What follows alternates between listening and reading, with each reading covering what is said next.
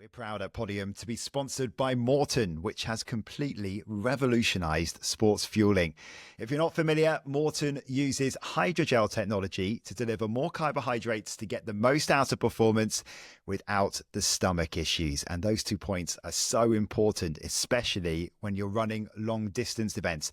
Personally, I've struggled with gels and drinks in the past, but Morton really is game changing. The gels do take some getting used to, a bit thicker, not like a liquid, but once you do, you'll see the benefits. It works by effectively bypassing the stomach using natural ingredients, and you can trust it. All products are Informed Sports certified. So with the road season here again, I'll be using it all throughout autumn and winter, whether that's training or races. And if you're in the same boat, it's a great time for you to find out more. Listeners to the podcast can get 15% off using the code PODIUM15, all one word, at morton.com. It's a one-off code, and the details are also in the show notes.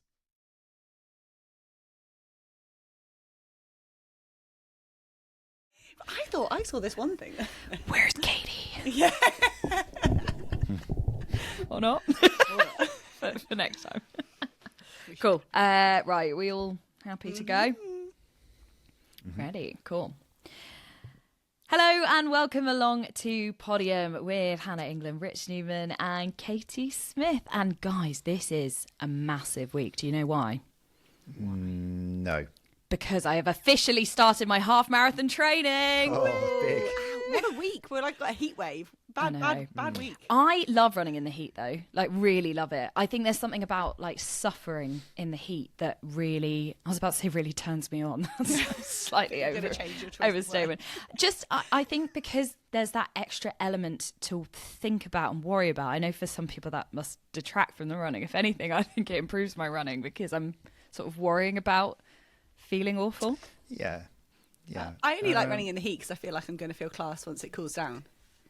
I also I think can just suffer this whole week and then I like the fact that you can just sweat. Like it's not weird if you're sweating when it's hot. Whereas, you know, sometimes when you're really sweaty and it's like quite mild and you think this is really... No, what's your half marathon? What half marathon are you aiming? So I'm doing the Manchester half on October the 12th. So I feel like I've come to training quite late. I would caveat Some that might with... say, yeah. Some might say that I could have done better. I would just say I've had a bit of an issue with my hip, so we're still working through that. Plus, I don't know if I told you, but I was away in Switzerland for a little while. Apparently you can't run in Switzerland, so I've had to come back. But I've done it twice before. Once had a bit of an issue and failed to finish, and second time did it in 2 hours, 8 minutes. So the plan this year, I think, is to go...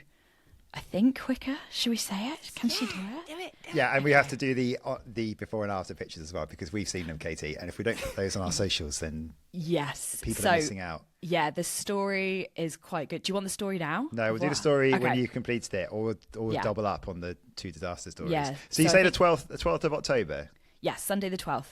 9-week block. Is that how much it is? I didn't even know.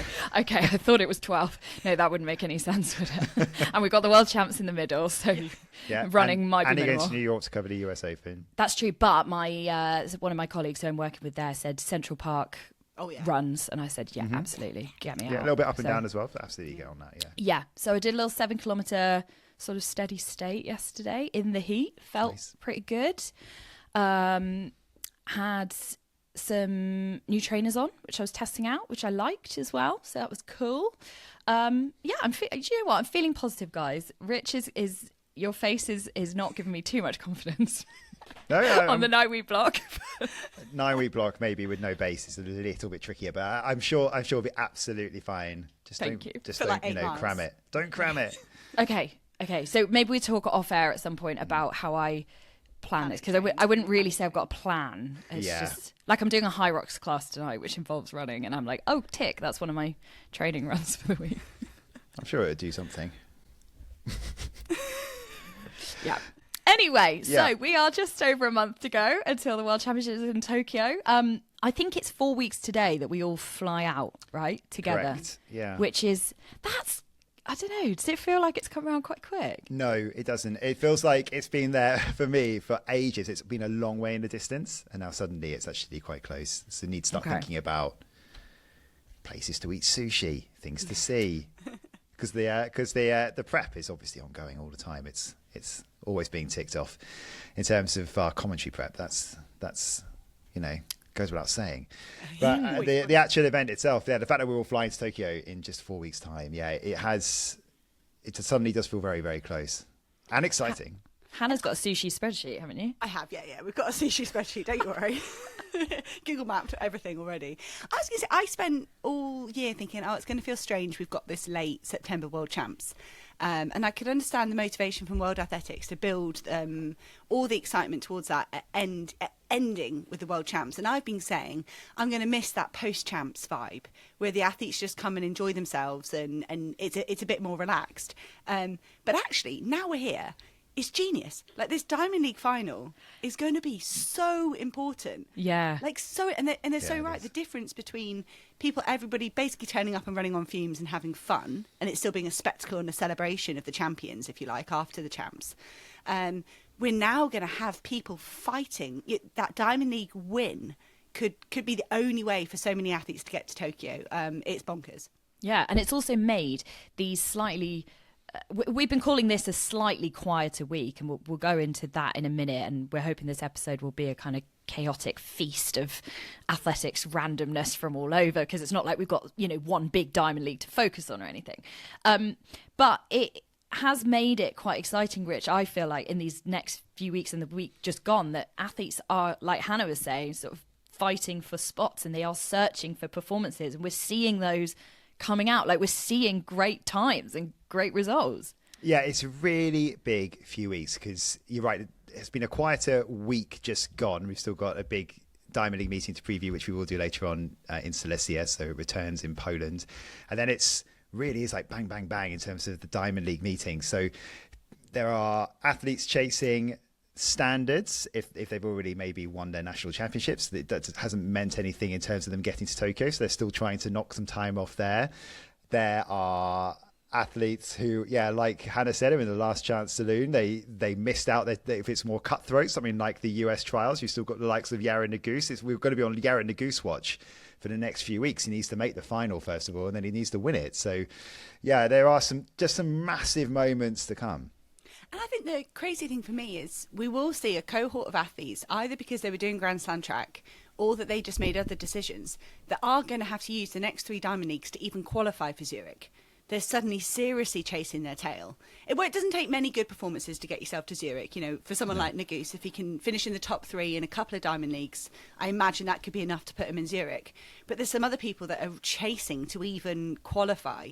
And I don't know, I think we need to keep half an eye on, maybe to look forward to the next few years when it's going to be like this. How are those athletes performing at the champs? Because if they tried to peak for something like USA's, they're now trying to peak for a fortnight to win Zurich. And then they've got to find something for Tokyo as well. I'm not sure that's going to be great for them. Yeah, and remember, so we are now into the last 2 weeks of the qualification window as well. So you've got to get your time in this next 2 weeks. The Zurich Diamond League final is after that, so that's more about, that is literally just on placing. That's just win and wild card, and you're through.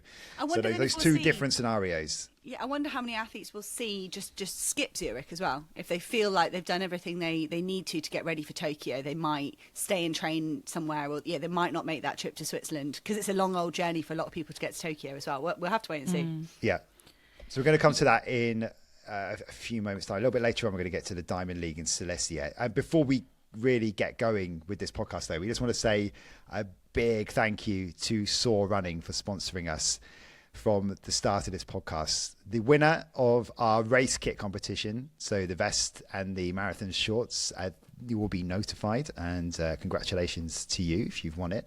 But we just want to say we're incredibly grateful to Soar for jumping on board with us at the start of this project. We are incredibly thankful, because people getting on board and believing in us from the start it meant a big deal to us. No, big up Rebecca Taylor. She was lovely, lots of lovely advice and lots of lovely support with Soar Running at the start. Yeah, and go and check out their incredible kit, because we love it as well.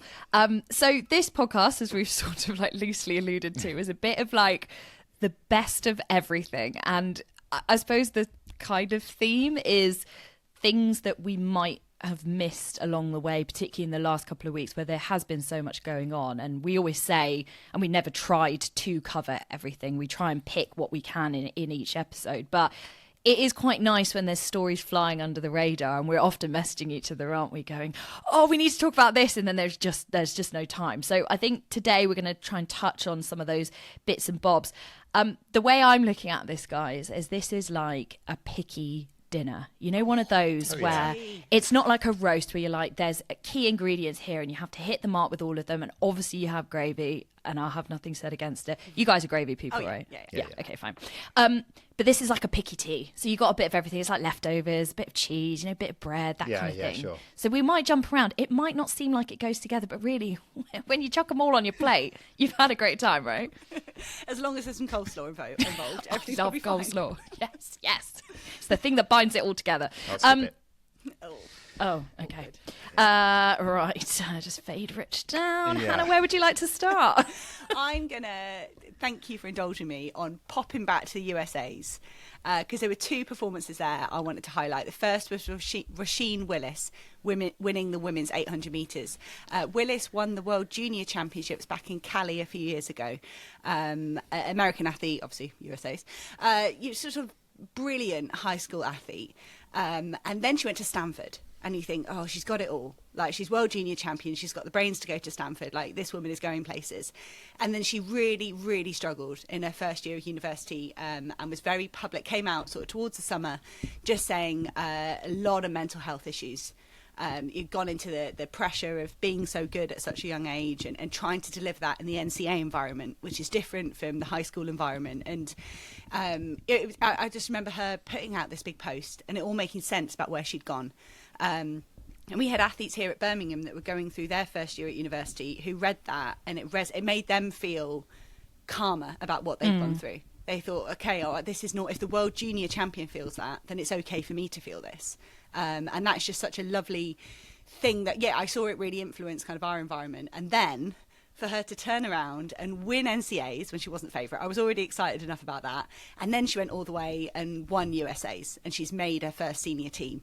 And if you make that American women's 800 team, you've got a shot at making the final. And I'm going to be cheering for Rasheen Willis, I think, like the whole way through Tokyo.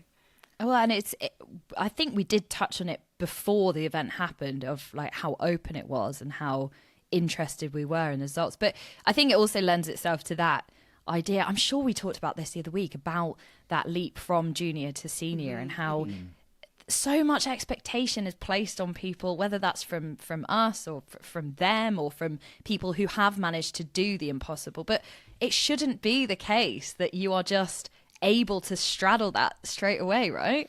But it's unfortunate, like our industry, everyone's always looking for the next hot thing.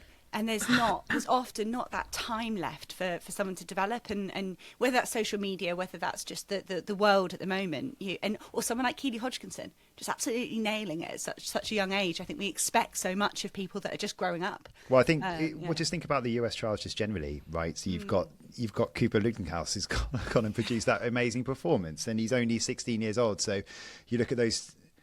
There's two sides, you know, so you've got someone like Rasheen Willis who's had to come out the other side of it, and the expectation that can be on these athletes, and the pressure now that someone like Cooper Lukenhaus is now having to deal with himself. So, yeah, I think that's the problem, isn't it? You sometimes get these generational talents who come through, and it's hard to say it about Lukenhaus, but the fact that he's 16, he's doing this would suggest that maybe he is one, but not everyone's like that.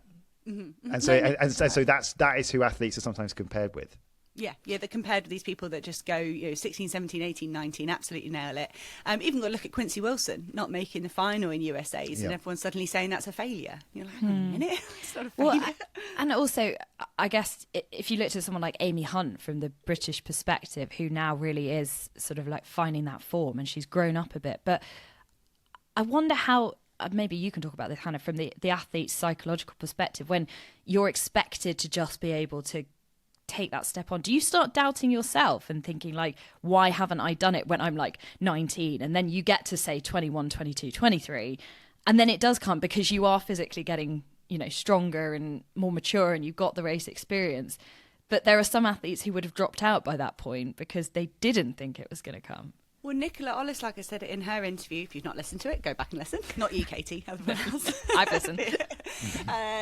That whole thing of athletes at the moment, they can get to 18, 19 and go, I'm not where I should be. I've not got a contract, or I'm not on my government funding. I've not made a World Juniors. That's it. And I think there's so much that goes on. You see it. It's hard growing up, full stop. Or for anyone that's been in an environment where they feel competent and then they're dropped into one where they don't feel competent, whether that's a change in profession, it's freaking terrifying. And that's what happens as a junior athlete. You might be the best person in your county or in the high school scene, but going to that next level is just it's so cutthroat. And yes, it's a difficult world, and I don't think there's any leeway at the moment for the athletes, because the contracts will go to someone that is mastering it, and they skip those people that are struggling. There's another young American you wanted to mention as well.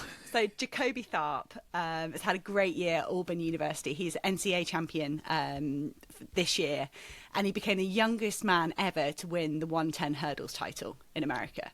Devon Allen won at 20. So to beat, we've been talking all season about that event and how competitive it is. And Tharp wasn't on my radar really until he won NCAAs, and I realised he's coached by my old landlord from Florida State University. Yeah, I saw it all flash up on Ken Harden. I saw it flash up on his Instagram. And I was like, of course, Ken's got another NCAA champion. He's a great coach. And then, so I suddenly started following him a little bit. And then he goes and wins USA. So yeah, I think. So did you discover him? No, I think Ken might have studied him. I just can't give the credit to him. But I was sort of like, I'm going to pay a bit more attention to this guy.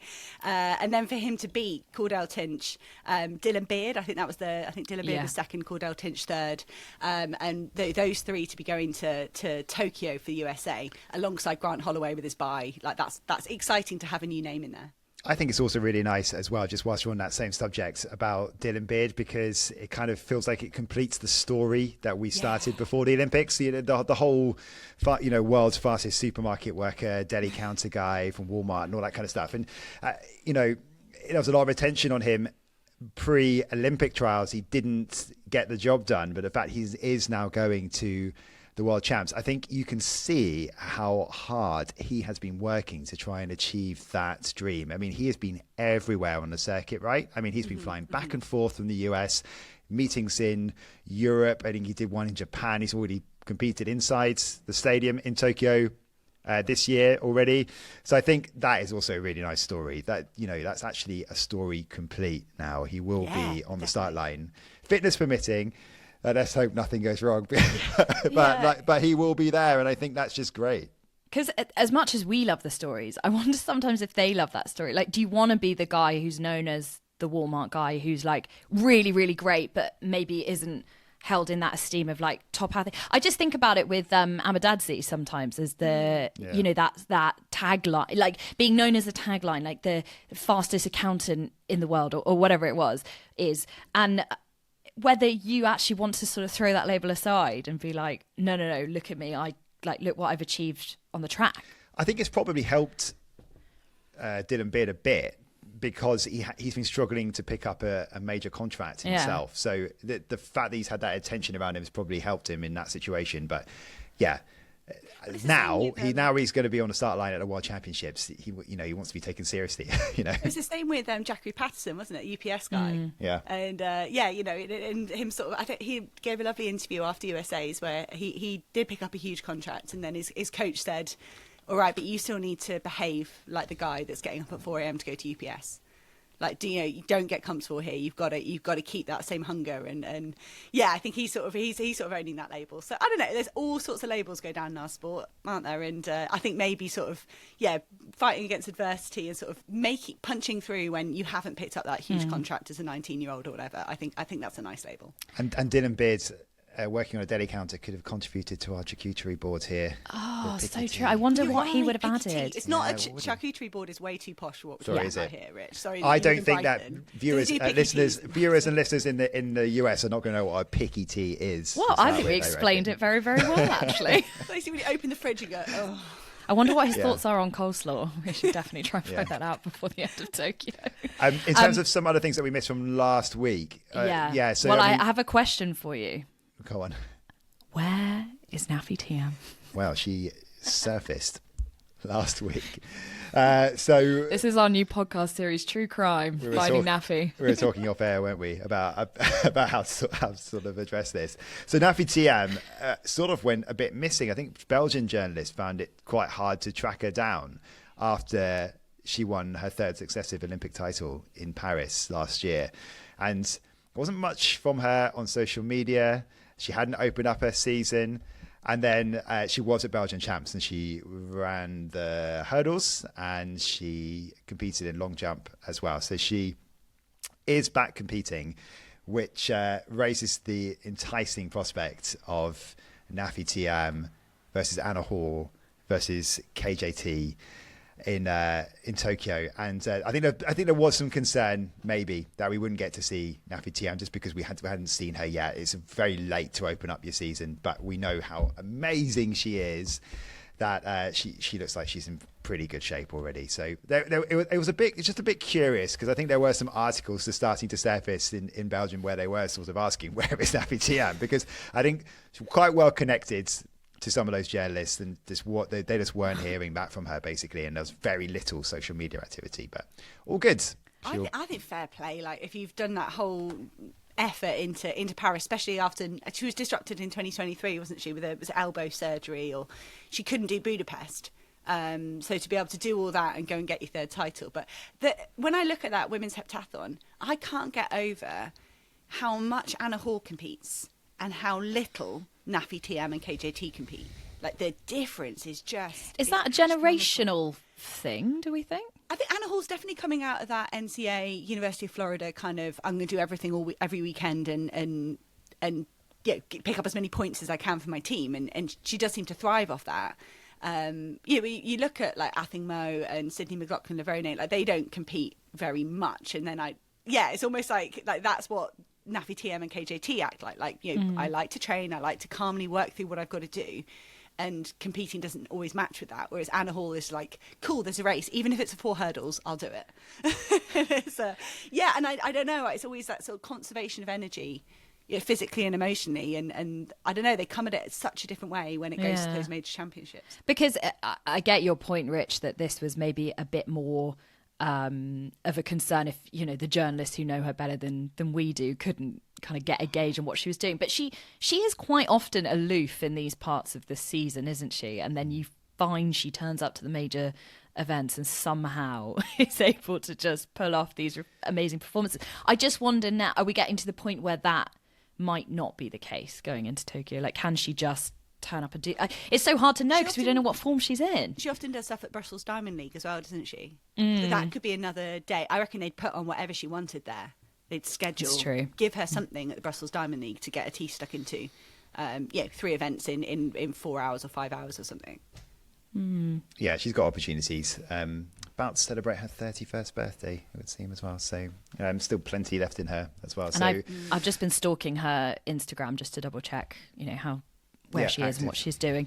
2 days ago, she did recognise a year on since Paris, so she is celebrating. She's there. Her successes. We are in that period, aren't we, where we're getting everyone celebrating their successes. I can't believe it's been a year. Oh, what an amazing couple of weeks that was. Let's talk about British athletes. We've been on World Champs watch, haven't we? Because there's a few, after everything that happened in Birmingham last week at the championships, there's still permutations and sort of question marks to work through. So shall we start with Jeremiah Azu, friend of the pod, who his equation is pretty simple. He finished in the top 2 in the men's 100, but he doesn't have the 10 flat qualifying standard that would guarantee him a spot. So he has been running this week and he's got a 10.10. Yeah, still not good enough. So he needs the 10 flat and he's got more opportunities, and he's confidently talking about having some decent lanes and some Diamond League meetings. He's not in Silesia this weekend in what will be a fast race. We'll come to preview that in a bit. So still work to do for Jeremiah Azu. Since we last spoke as well, I think one of the most significant updates is George Mills confirming to Athletics Weekly that he's just going to focus on that 5,000 metres. So he obviously had the medical exemption because he fractured his wrist, didn't compete at the British Champs in Birmingham. So neither did Jake Whiteman, and then we were thinking, well, which of these two gets the discretionary pace? And I guess this kind of decides it, right? Jake Whiteman will be on the plane. He'll be doing the 1500 meters you would expect. And George Mills, full focus now on the 5K. I was seeing some training videos out there. He's properly back in training again. His wrist, the sort of strapping he's got on his wrist is sort of getting more and more minimalist. As he's going on, which is a good thing. It must mean it's healing, but again, pretty painful to be running in, I imagine. I know Elliot Giles told us last week, it's like, what's he still doing running? But I guess he feels okay. I think he had a triple fracture in his wrist, George Mills. But anyway, look, he's probably feeling pretty confident about the fact that he can get back to his full form in the 5K. And if we're honest, that's where we've been most impressed this season, right? Because this is the time that he broke Sir Mo Farah's British records this season. So George Mills, I think, committing to the 5K is probably going to be his best chance for success in Tokyo anyway. No, it's hard. And you look at, say Jakob Ingebrigtsen, reigning world and Olympic champion over 5K. If he, where's Jakob Ingebrigtsen? But yeah, we go more on that later. But that's series 2 of the podcast, isn't it? Mills to be fresh for that 5K, I think, is important, whether he's taking on men that are going for the 10 and the 5 or men that are going 15-5 like Cole Hocker. I think being fresh is a good shout, and maybe that's going to help him with the training now and managing it around the broken wrist. You can do a bit more stuff on machines if you need to for your tempo, for your long runs, whereas if you're trying to sharpen up for a 15, I don't know. I think I don't know if it was a result of the wrist or if it was always his plan, but I like it. Yeah, and it looks like he's back into full training. It looks to me outdoors as well. And then just to keep the Brighton Phoenix theme, because I'm a little bit biased on that kind of thing. So Toby Harris, who I think we mentioned him last week about him talking up the chances of 4x4 world records in Tokyo from the GB men. We'll wait and see. We'd love to see it. He's been trying to get into the 400 meter individually, but now he's basically posted at the weekend he's full project 200 meters. So he believes he can get this world ranking and get the time that he needs. He's actually very, very close to it. So fingers crossed for you, Toby. Let's hope you get it done. But that's his focus now over the next 2 weeks. And then it makes absolutely no sense for myself or Katie to talk about what's going on with Sarah Calvert. And that's over to you, Hannah. The surprise winner of the British Champs in the 1500. I think, what do we work out? She's now 6-second personal best across the season. She went down to 4:04 in Belgium on Saturday and said she wasn't pleased with her positioning. She feels like there's a bit more there. It would be a real shock. It would be a double shock, I think, if she took that gold medal and then managed to run a qualifying time for Tokyo. She's got to find another couple of seconds. 4:01.05, right? So it's about 2.5 seconds. Yeah, which is a lot. But then, hey, if you feel like you're in shape and you keep pushing. But that meeting in Belgium, in Ordegem on Saturday, was incredible. Zach Seddon, I think he was like 10th or 15th or something in the steeplechase in 8:15. So he's now got a British athletics standard and needs to up his ranking. Yeah. When he'd pretty much walked away from the sport, he'd really toned down his focus on training. This track in Belgium, it's mystical, and particularly for endurance running, and it's just been fantastic this weekend. Just backtracking a little bit, just to close off Sarah Calvert, just for now. Just explain the qualifying situation. Go back to this again. But I thought you'd never ask. No. The problem for her is that there are other athletes who, yes, they finished outside the top 3 in Birmingham at British Champs, but they have the qualifying standard, so she does need the standard. It's not about British consideration. She needs the standard of 4:01.05. 4:01.50, sorry. Yeah, you've got too many athletes with the standard. So Sarah Calvert needs to try and run that standard, and then potentially just enjoy the great form she's in. And when you look at for a lot of our British athletes, they're chasing qualifying times for Europeans that are in Birmingham next year and Commonwealth Games, which are in Scotland for Sarah Calvert, particularly relevant. So I think we will see a lot of those British athletes try and squeeze out another 3 weeks now.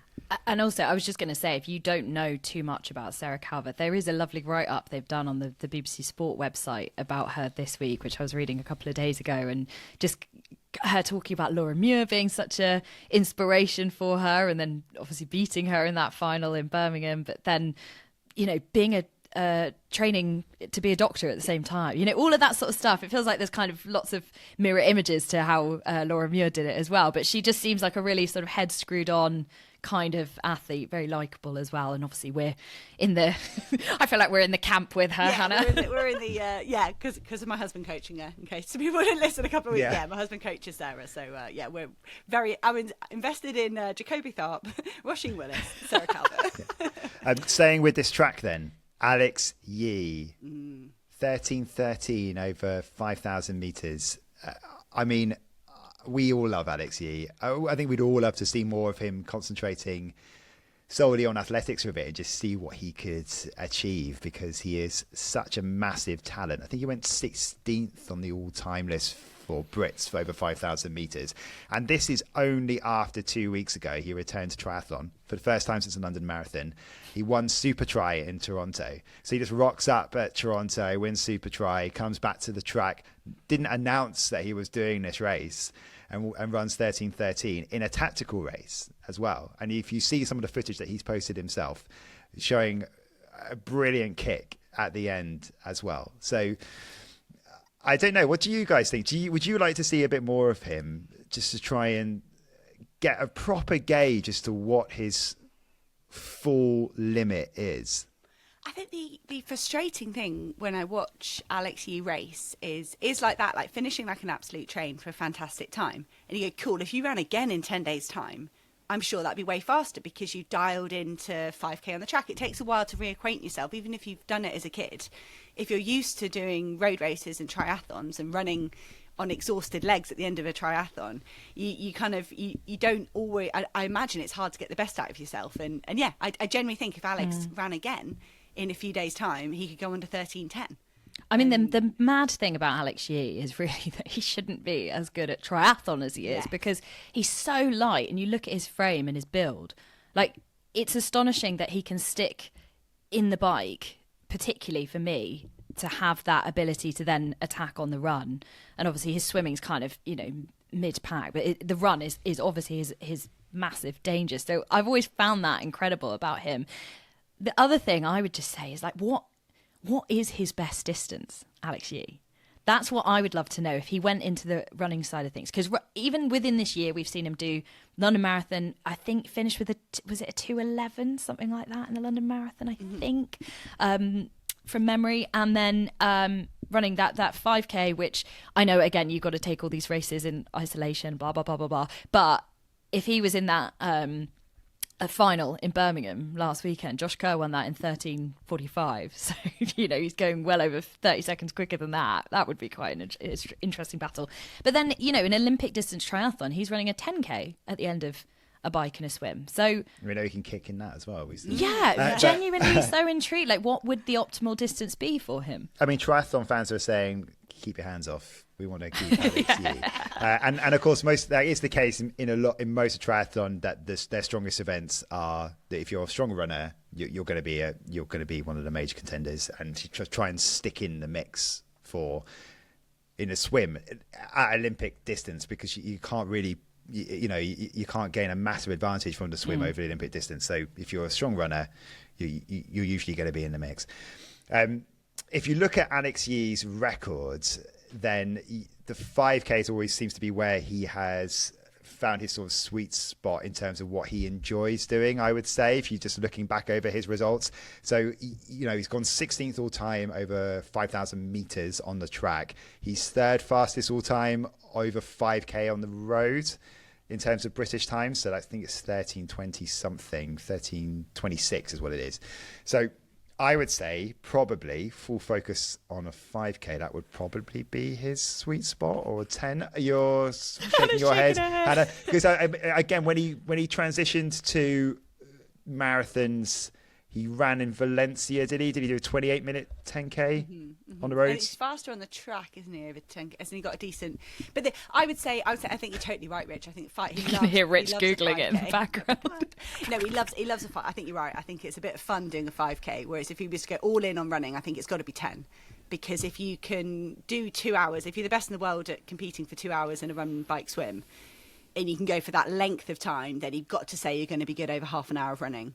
Yeah, I'd say 5K is too short for what his physiology, if he's got that physiological background to win Olympic triathlon, he's got to go to 10. Maybe it is, but that's not as fun. That's not as fun as popping out 5, is it? So as much as they're saying that we'd love to see it, do you think we ever will? Do you think he's sort of flirting with it at the moment? Or would he just go straight onto the roads?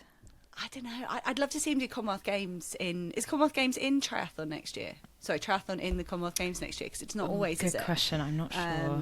Yeah, that would be a cool window for us if he could jump into triathlon. We saw Beth Potter. That was where she sort of finished her track. No, it's not included. Yeah, so there we go. Alex Yee for Commonwealth Games next year, because there's no triathlon. We are so grateful to Morton for their sponsorship of this podcast since day one. When I was an athlete, it was hard to find a carbohydrate drink that would give you anywhere near the fuel you needed for a long run or in a palatable format. And when it came to using bicarb, it was hard to find a trusted source, let alone one that provided a user-friendly pre-mixed product like Morton do with their bicarb system. And most importantly for race day, a bicarb product that doesn't cause stomach issues. I can only dream of such luxury. To find out more about the bicarb system, listen back to our interview with Andy Sparks in July. And to see how gels and drink mixes can benefit your road training, head to morton.com. And listeners can make the most of a one-time 15% discount code by entering Podium15 at checkout until the end of 2025. So, also going on in our picky tea today, we're going to go Euros under 20s now. Innes Fitzgerald doing the double, but looked so impressive in that 3,000 meters, didn't she, Hannah? So basically front run the whole thing and sort of said, like, I went out, kind of got that 20-meter jump on everyone, sort of had a little bob around to see if anyone was going to go with me. No one did, so I was like, right, cool, off like a train. Well, what I love was she soloed a 15:09 to win the 5K at the start of the championships, winning by 30 seconds. And in her post-race interview, she was like, yeah, I was very conscious to conserve energy for the 3K. I'm like, what, by soloing a 15:09? Like, in what world is that conserving energy? She's only got one setting, isn't she? Just flat out. She is a class above, isn't she, at this level, at under 20 level in Innes Fitzgerald. And she is starting to obviously mix it a lot more at senior level too. She had a bit of a disappointing British champs. But how excited should we be about her, do you think? I think and I think what I like about Fitzgerald this season is she's developing a range of tactics. Because if you look at her a couple of years ago, all she had was go to the front and run flat out. And she wouldn't necessarily change that if she went to a senior level race. And the Diamond Leagues that she's done, she's had a very deliberate, measured approach to those. And I think she'll walk away from the British champs a bit frustrated and wonder whether she should have run it, because she's up to level now, that she should have gone to British champs and run it like how she would expect to run a European age group race.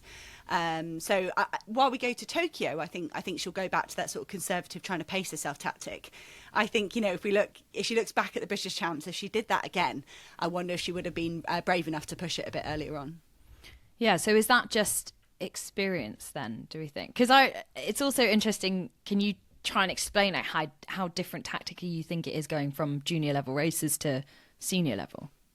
Well, especially in Innes Fitzgerald, with the time she has, if she opens up 50 metres on a junior field like she did in Tampere in that 3K, everyone's going to go, cool, see you later. Yeah. You do that at a Diamond League one, you can't because there's pacemakers. But if you just go with that same gung-ho attitude of I'm going to run flat out for as long as possible, you're going to be really vulnerable in the closing stages. And that doesn't matter in a junior race when you've built up a massive lead. But it does in a senior race. And I think you've just got to use that energy in different ways if you're better than everyone else or if you're trying to finish as high as possible.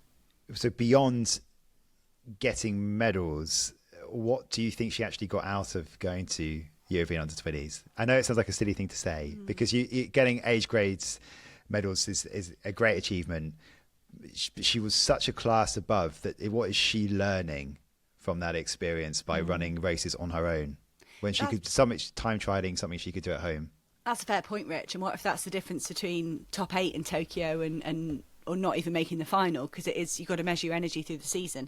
I don't know, and especially for a European athletics perspective, we love celebrating athletes that have won titles all the way. Yaroslava Mahuchik has won everything from junior to senior.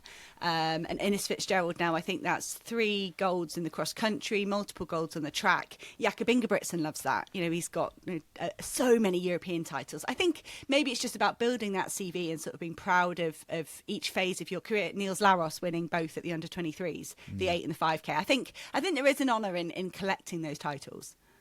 Yeah. What else stood out for you then from the under 20s, Hannah, especially? I mean, it's not one you've been quite connected to because Luke has been out there. I think apparently it was quite bad weather there. Quite cold, quite wet. So to see you highlighted Kelly Duala, the Italian youngster, going 11.12, and I think when you consider it wasn't great conditions for that women's 100, and she's not even 16 yet. It's mad, isn't it? Not 16 until November, and actually that's an incredible.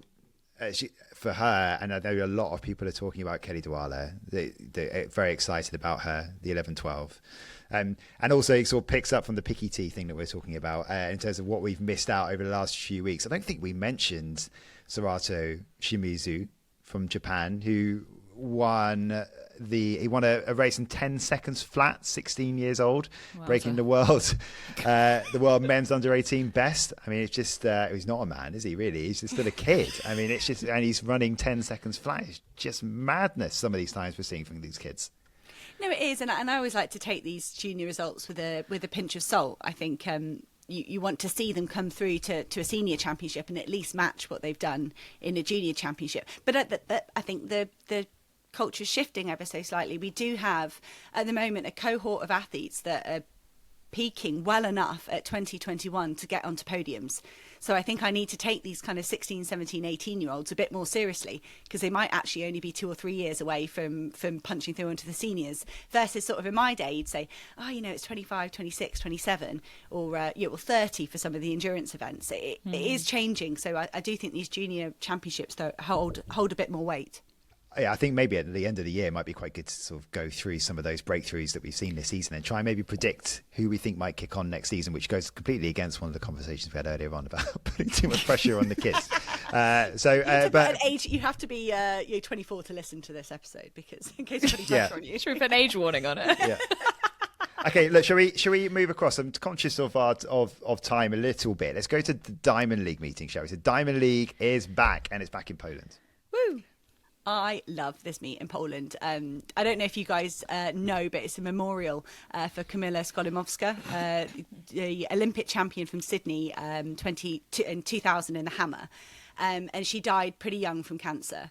And so many of her friends are on this organising committee, and they say they sit down at every meeting and they say, what would Kamila want? What would Kamila do in this scenario? And it just shines through sort of the athlete hospitality, the way. It's just such a different attitude to bring to a meeting. It's not about making money. It's not about, they sell out anyway. But if they sell out, then they get to spend extra money on the party, and that's where it goes.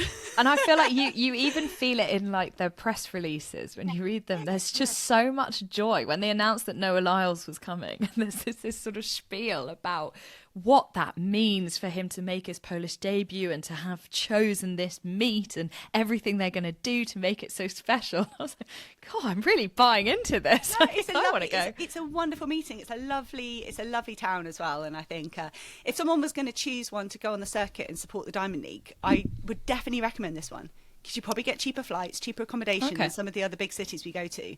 I love Silesia. I think it's brilliant. Are any of us covering it this week, doing commentary? No, just watching. No. Oh, so we can just enjoy. Okay, right. What are we looking forward to then? Can we start with Keely Hodgkinson, because I think that's just where a lot of the attention is going to be this weekend. There are good shout. It's a really good lineup of athletes and some great races to look forward to. We're going to go pick out some of the best ones, and there are questions about people who aren't there and people who need to try and qualify for Tokyo. But look, Keely Hodgkinson has not raced yet this season. This is her opener. It's not a Diamond League discipline race this week, so she's got a little bit of a... Yeah, it is a soft race to open up in, isn't it? It's a nice race for Keely Hodgkinson to open with. I mean, it's absolutely nuts that consider a load of 158 girls as a soft race. It's cool. And it could be hard. It could be a lot harder, couldn't it? No, and can I also make the point as well that the timing of the race in terms of where it matches up to what's going on here at the same time. It's an afternoon meet. It's not a nighttime meet, is it? So I think the Premier League season starts this weekend as well. So it's not going to be all attention on Keely Hodgkinson. I mean, there will be a lot of attention on her, but she can sort of, fly under the radar a little bit, make a quiet. Yes, it's a soft launch, isn't it? It's a quiet start. Do we think it's a bit of a just quietly try not to have too many? Do we think it's a deliberate decision that? Because I was saying to you both earlier, I was kind of billing Lausanne as the big return, and then it seems like this is slightly snuck in. And if you haven't raced for over a year, it's even the timing on your warm up. And things like that. And I think you go to something like this where you can travel, you've got the warm up area, the call rooms, everything like that, everything you're going to do to prepare for a race, but you haven't also got to think about Daguma or Georgia Hunter Bell. You can just focus on everything to almost practice your warm up and your tactics. Do you think she's nervous? Yeah. Got to be, right? Yeah. Got to be. Because she hasn't raced since the Olympic final. Yeah. I mean, it is. She's got to be. I mean, and she's obviously been quite close to making a comeback quite a few times, and they pulled the plug. And so this is. So the build-up's been even longer because she's nearly done it several times already, all the way throughout the year. I mean, going back to like Keely Classic and everything as well, talking about the world. At one point this year, we're talking about maybe chasing world records indoors. So it's been close. So it must be a really frustrating year for her. We've not really heard from her. Obviously, they've taken her out of the spotlight as much as they possibly can, Trevor and Jenny, and that's exactly the right thing to do. But yeah, she'll be absolutely nervous, and don't expect fireworks. We can't expect her to come back and be the old Keely straight away. That said, we know enough about her to know that she'll be wanting to put down a decent time, but she'll be extremely nervous, I'm sure. And is it completely impossible to try and judge what we will see from her? We just want to see her finish a race with a smile on her face and be completely injury free, right? I mean, we mentioned it before.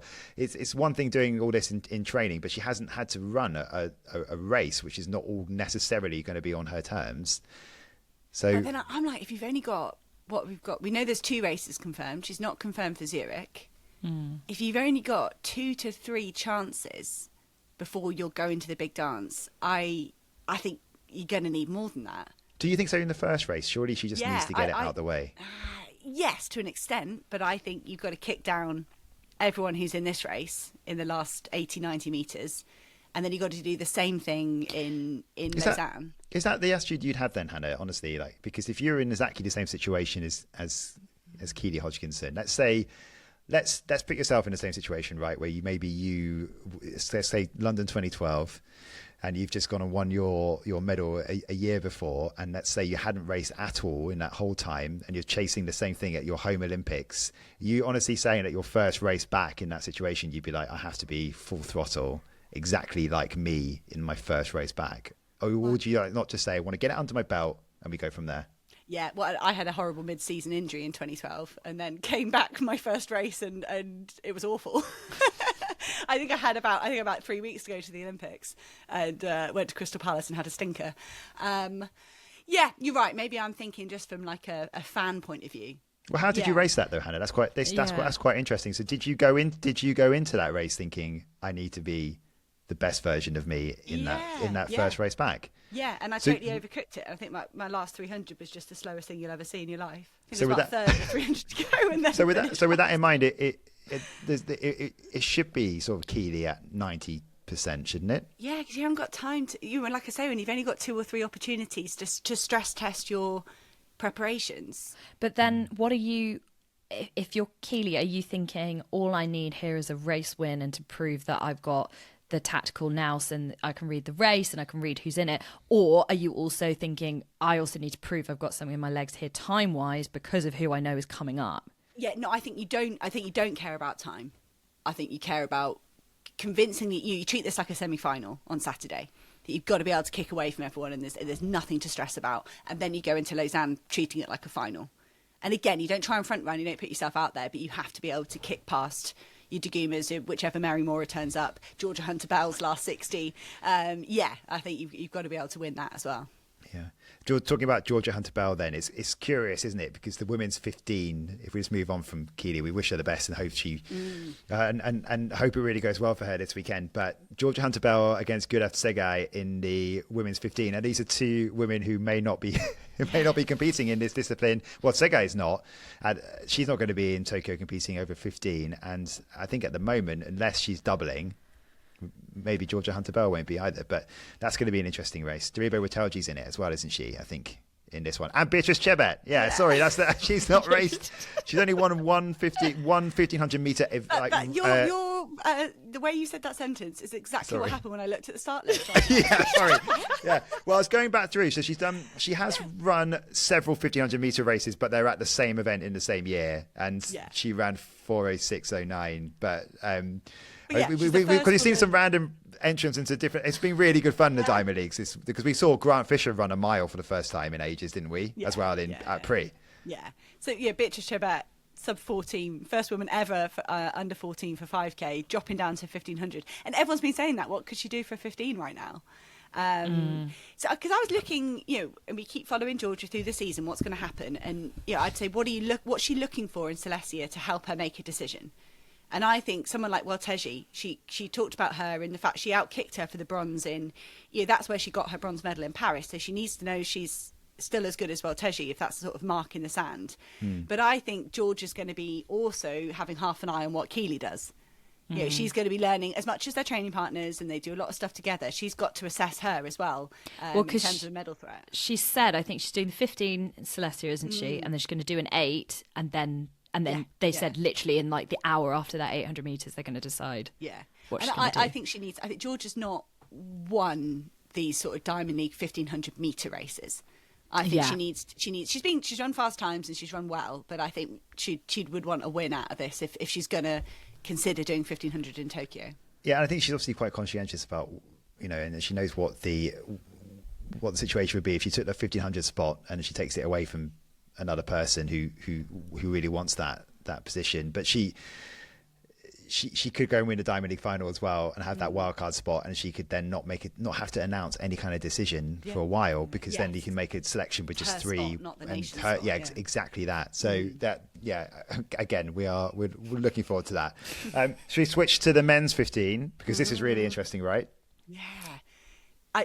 I really thought Ingebrigtsen was just going to turn up to Silesia and Brussels and it was all going to be fine. 7:17 here last year for a world record after the Olympics was one of the best things I've ever seen. He loves this meet. What's going on then? I'm not. Yeah. You willing to make a prediction about what's going on? And Achilles injuries are tricky, and I'd say the only thing at this stage, for me, you're worried about going into spikes and going absolutely flat out, unless he's worried about putting a hole in his training as well, if he feels like he's still a little bit behind. But that to me says that the Achilles isn't 100%. If he's been back running for this long, but maybe he can't do the intensity to be ready to race or to be confident in racing. He's still posting a lot, isn't he? Talking about the countdown is on and when he's going to come back, and maybe it's just too soon. Maybe it's big picture. That's you also giving the benefit of the doubt, can't you? Achilles is one of those ones that just it can flare up, right? I mean, you can have a bad week, can't you? That's my biggest issue when I'm running. It's always my Achilles, and you can have really good weeks, and then you can sort of have a good few days out of nowhere, and sometimes you have bad days out of nowhere too. Do you know I got spiked in the Achilles? Did you? Like, yeah. Like my Achilles is like, honestly, look at it. Give it the wrong look, and it just pings. I mean, you've seen some horror injuries, haven't you? Through that, we go on a flight, sit wrongly on a flight, and it just balloons. So whenever someone says Achilles, I'm like, But I when you look at Keely and Ingebrigtsen, I think they could both thrive off the idea of everyone's looking for me. Where am I? Ingebrigtsen especially, I think. You might be like, you know what? I'm not going to give anyone a prequel. Like, just turn up in Tokyo and see what, underestimate me at your peril. Like, I think Keely Hodgkinson could have that sort of side to her as well. Yeah. So no Ingebrigtsen, but Yared Nuguse, this is his last chance. He's now trying to push to get that place at the Diamond League final, and then he needs to win it, and that's his only route to competing in Tokyo. So he is going to be in Poland. Yared Nuguse is there. Josh Hurry, another who's missed out. Hobbs Kester, another. So it really is. There's these athletes who are just desperate to try and get on the plane, and then there to ruin it all is Niels Laros. He is going to ruin it all. I was just about to say that. Isn't it? I mean, it just makes We're all predicting that, right? Yeah. Yeah, absolutely. It's just the jeopardy. I know we talked about this at the start, but this makes these races, they have so much more on them Suddenly now. become really important. I don't know why I didn't anticipate this until a week ago. It wasn't on the spreadsheet. Yes, it's almost like it's not my job to plan the athletics calendar for the fans. But it's really exciting. It's genuinely really exciting that is another layer, and it does maybe give weight to the argument of put these World Championships later. I mean, the next one's going to be around the same, isn't it, in Beijing? So we're going to have this again in a couple of years' time. Yeah. And also those different routes to get to a World Champs as well. That's the other thing that Diamond League does. It rewards form this year, and like we've said, the brutalness of an American trials. If you can't make it that day, but you can show consistently through a season and then do it in the Diamond League final, then absolutely you deserve a place. No, we're going to have it for the Ultimate Champs next year as well. It's the Olympic winners. The winners in Tokyo, and then the Diamond League winners from 2026. They all get straight in, and then I think they do backfill with a few other people. But yeah, it's still going to be jeopardy, or just very attractive to win that Diamond League final next year. So what about the women's 3,000 metres then? So we talked about the 1,500. No Faith Kipyegon going in that, because she's going in the 3, and she's potentially going for this world record attempt, right, Hannah? There's been talk, it's been a lot of talk, and I think there was a lot of talk about 2 weeks ago, and then it's gone quiet. But I don't know, Rich, I still think that's what's happening, right? I haven't invented a 3K world record or announced a 3K world record attempt. No, I think this is what she's. I don't think she's talking openly about going for it, but I think this is kind of what she's doing. And there's been a bit more media attention around her recently as well, hasn't there? Again, sort of coming back around again. So, what is the world record? Is it? It's 8:06:11, right? Mm-hmm. This is the Zhongjia Wang in China, set it in 1993. It's one of those records that stood for a while, and Faith Kipyegon trying to take it down. I think what's her PB in terms of the 3K? Quite a way off that, isn't it? But I mean, it's 11 years old. Slow, yeah. So the shape she's in would suggest that she could absolutely have a crack at it. Yeah. Like I when we were talking about Breaking 4, and I said I don't think this is on. This is on. I think this is very on. Yeah. I'm not going to go full geek on you, I promise. But there's a guy called Frank Hallwell, who's a wonderful. He actually founded the British Miners Club here in the UK, and he has a rule that you add 4 seconds for a man and 5 seconds for a woman every distance that you go up per lap.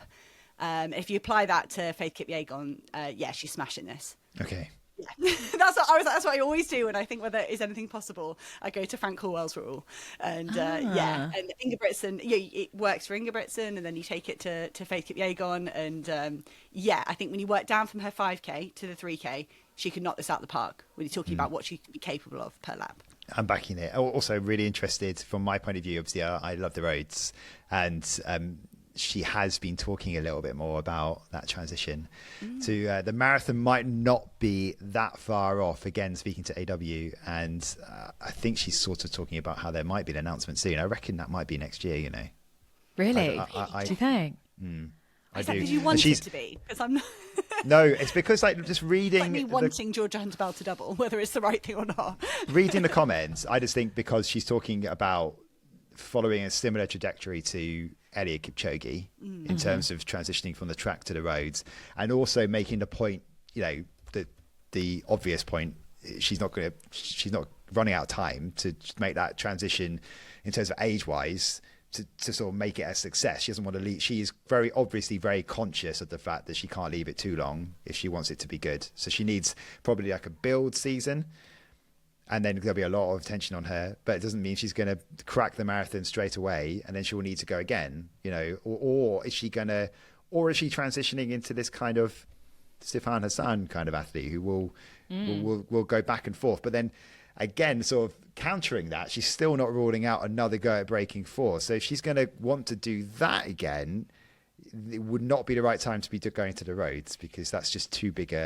yes, she could still compete well in the 1500s, but in terms of the records falling, when you're putting in the volume to try and transition to the roads, they don't match up. And you're right, Sifan Hassan, I think that's what every track athlete would love to do, be able to go master the marathon but still drop back in. And I wonder if Faith Kipyegon would look more at someone like Helen Obiri as a role model. And that's a more sort of traditional and it took Helen Obiri a few marathons to figure it out.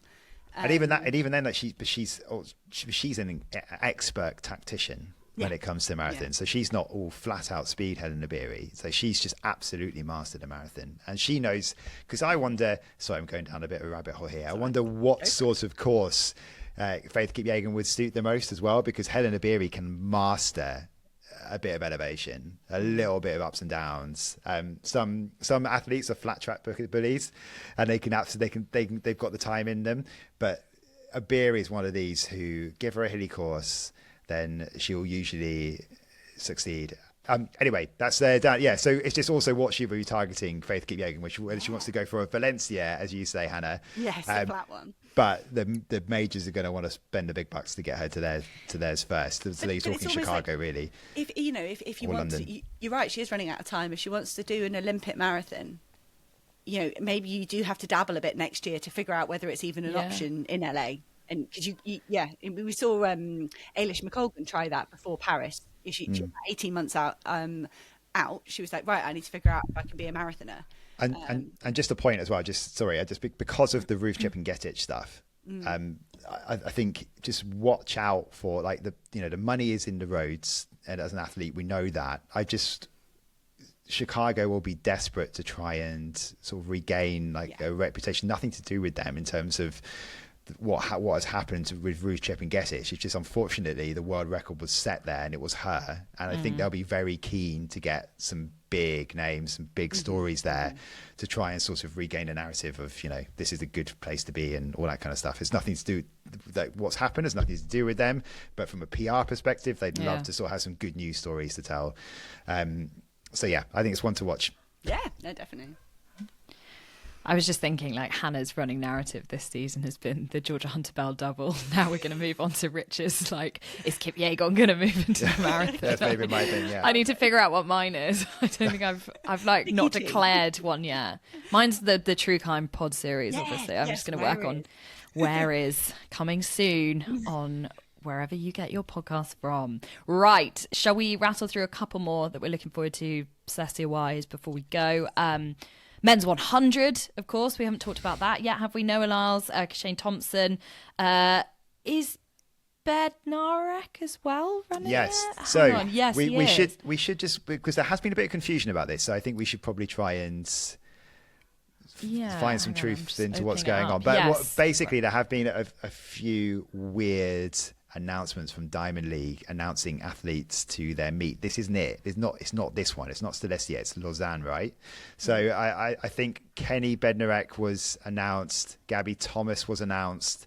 And then they were sort of responding on social media with a bit of first I've heard of it. First I've heard from it, yeah. So it doesn't look like that's on the plan. However, they are in Europe, and they are, and if they may feel the need, you would think, to maybe stick around for a bit longer.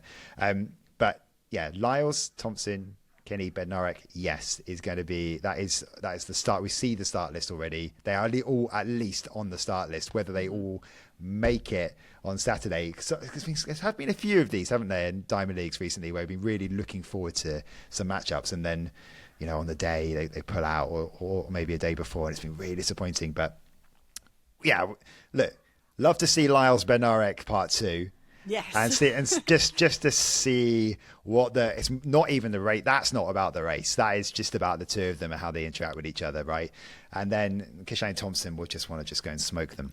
I think Kishane Thompson is just going to be giggling away, saying, "Yeah, let you guys take." You look at the press conference. What's it going to be about? It's going to be about the Americans and them, and them falling. Have they made up and all that? And Thompson can just chill out. And I don't know. I think he's had a smoother run as well with the Jamaican trials being a while ago. Yeah. You're right. A lot of the Americans coming off the emotion of the trials. They can be tired. And the speed he's shown, actually, that's what's so exciting. Is like what. When was the 975? Was that at trials, Jamaican trials? They ran that. I'm trying to remember now. Yes, it was. Because then he was slightly slower at pre, wasn't he? Yeah, so that was a little while ago. So that's kind of interesting. I don't think Lyles has actually broken 10 seconds yet. He did it at this season. Did he do it at the trials? No, he didn't do the 100. No. It was, So that's your only question with Noah Lyles sometimes, I think, is like he can pull out those results. It's whether we're going to see that top speed, I think, in Silesia, and then just whether the antics get in the way as well. That's what I'm really excited about. I think you're totally right. I think Kishane Thompson is just going to sit there like... He could be in the call room. Do you reckon he'll try and stir it up in the call room? Like, I don't know if he's that kind of guy, though, is he? Annoyingly. But on the women's 100, we've got Melissa Jefferson-Wooden, who's running super quick. No Julian Alfred in this race, so she, for me, is the favourite. But it's what is Sha'Carri Richardson going to try and do here? Yeah, she's going to be looking for another season's best. She didn't do the final at USA's, but she's going to need to kind of, if she wants to defend that title in Tokyo, I think Richardson needs to find a bit more in Silesia.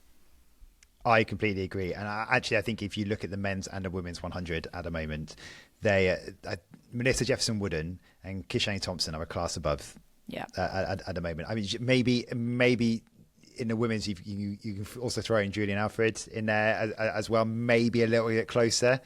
But Sha'Carri Richardson, she needs a big result. Actually, again, we talked about it last week about all the stuff that's going on around her. Unfortunately, she's had another wave of it, hasn't she? Because the footage has emerged. Yeah. So there's still a lot of talk about stuff off the track for her. She really needs to be able to have a moment of just being able to concentrate this next 4 or 5 weeks on just trying to improve, because we haven't seen at the moment this year, we haven't seen any evidence that Sha'Carri Richardson is going to be on the podium. No. And one thing that's interesting for me from a British perspective is reading this article that came out after the British Championships suggesting that Dina Asher-Smith has left her coach in Texas, Edric Florial. That's the group with Julian Alfred and Rashida Adeleke. Yeah, it was kind of that's quite significant to me for Dina Asher-Smith to change her setup for the second time in 18 months or so at this point of the year. So yeah, from a British perspective, I'm wondering what that's going to do for these final few weeks of preparation for her.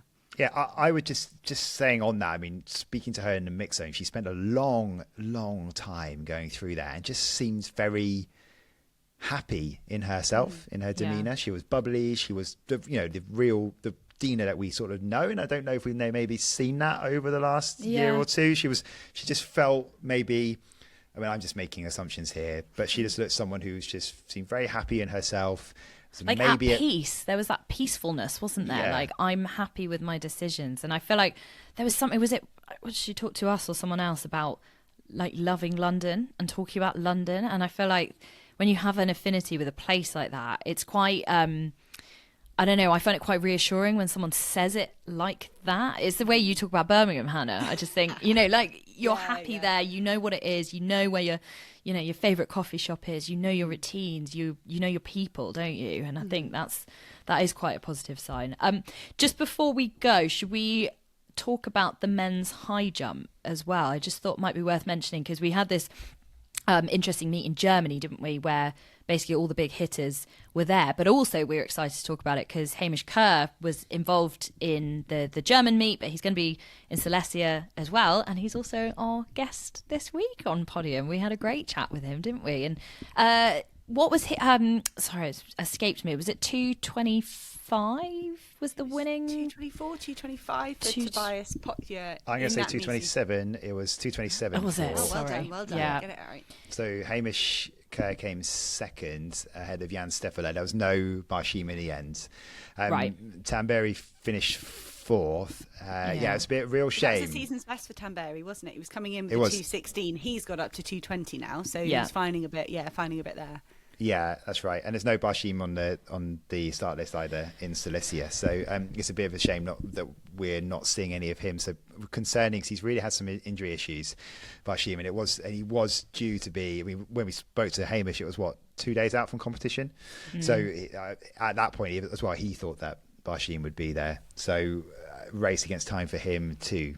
And I think the men's high jump finds itself in a place where it's sort of like strangely competitive. So it's quite open, isn't it? But not really at maybe the heights that these guys would want to be or are capable of jumping. And actually that's something Hamish Kerr talks to us about, is that pursuit of 2 meters 40 centimeters, which I love it when athletes talk about those sort of mystical markers and how they get there.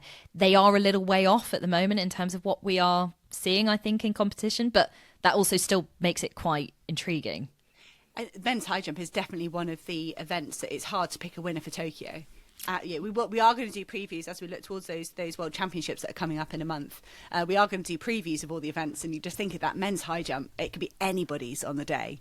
It really could, unless there's a few people, when they reduce that training load and they pop up to you over your 235s, like your Hamish Kerrs or your Shelby McEwens. Maybe it will become clearer cut by Tokyo, but at the moment the results aren't really giving us any confidence in any one person over another. Picky tea is over. We have had our fill of coleslaw. There's maybe like one stale bit of bread left on the table, but ultimately, like, no one's really ever going to eat that, are they? Hummus is done. Where are you going with this? I don't know. I thought someone else might offer something. No one's touched a taramasalata because no one does. Yeah, I leave that to my dad. He's the only person I've met who wants to eat that stuff. You can have it with Mum, Yeah, cool. Right, well, it's been a delight as always. Come around to mine next time. Thanks for hosting, Rich. It's been great. He's just not buying into this narrative anymore. Anyway, we hope you've enjoyed it. As ever, go back and listen to previous episodes. If you've missed anything, do subscribe. Send us an email if you've got any questions or you want to get involved in any of the talking points. And Hamish Kerr is our next guest, the Olympic high jump champion, on Thursdays when that episode will be released. And we will see you then.